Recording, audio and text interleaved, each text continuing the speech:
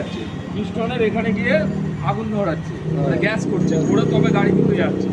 এবার এইখানে কার্বন পরে এই যে ছোট ছোট ছিদ্র এখানে প্রচুর আছে, সাইলেন্সারের গোড়া পর্যন্ত মানে প্রচুর ছোট ছোট ছিদ্র আছে, সেইগুলোকে টোটাল তোমার কার্বন জমে থাকে। এই কার্বনটা হলে কি হয়, গাড়ির অত্যাধিক নকিং হয়, গাড়ির আওয়াজ সাউন্ড চেঞ্জ হয়ে যায়, গাড়ির পিক আপ কমে যায়, তেল সার্ভিস কমে যায়।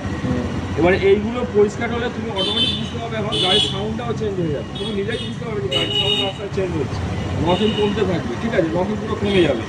গাড়ি একটা হালকা, তুমি যখন চালাবে না পুরো মনে হবে গাড়িটা হালকা হয়ে গেল, একদম শোরুম থেকে যেরকম বার করেছিলে এরকম সেই রকম মনে হবে যে তুমি গাড়িটা শোরুম থেকে বার করলে।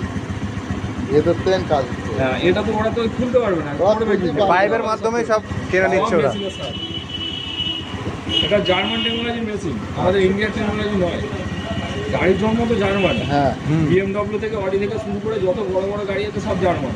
আর গাড়ির জন্ম কীভাবে নিতে হয় জার্মান জানে, আমাদের ইন্ডিয়া জানে না, ঠিক আছে, তাদের টেকনোলজি। আর 4 চাকা কত বললে? 4 চাকা 2000 টাকা পড়ে, ওইগুলো 1 ঘন্টা লাগে।